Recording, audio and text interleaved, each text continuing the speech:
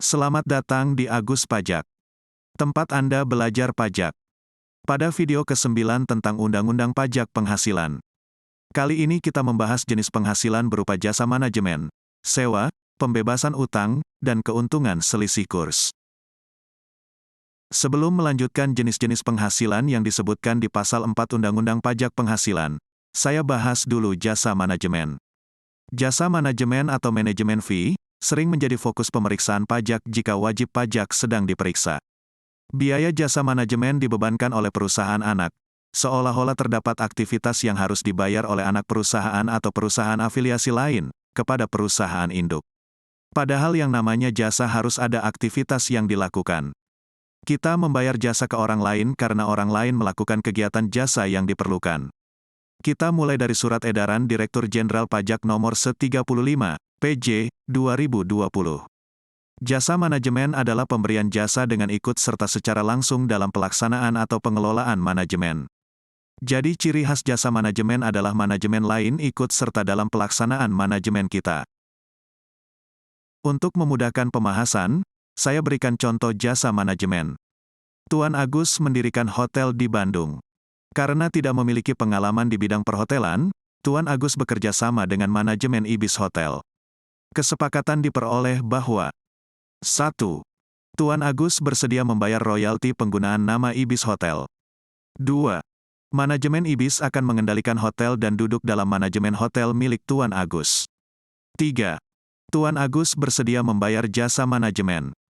Contoh jasa manajemen di perhotelan adalah contoh paling pas untuk menggambarkan maksud jasa manajemen di pajak. Sekali lagi, kata kuncinya adalah keikutsertaan dalam pelaksanaan manajemen.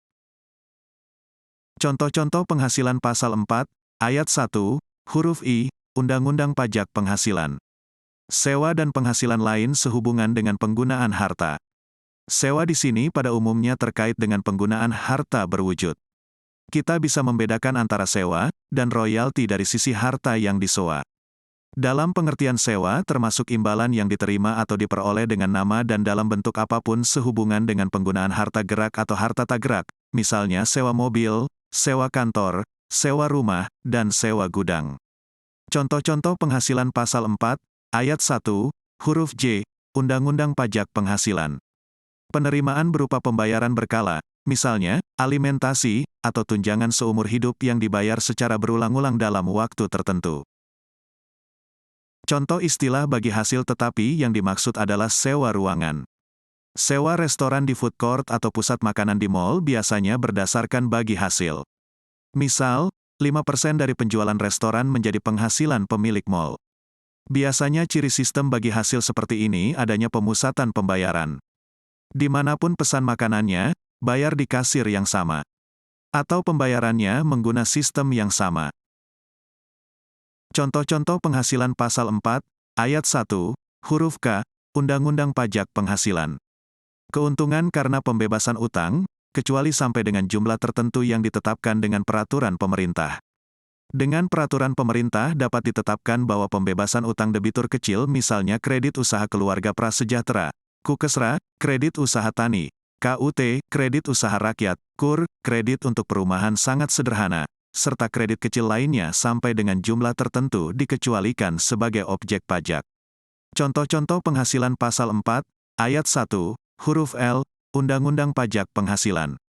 Keuntungan selisih kurs mata uang asing.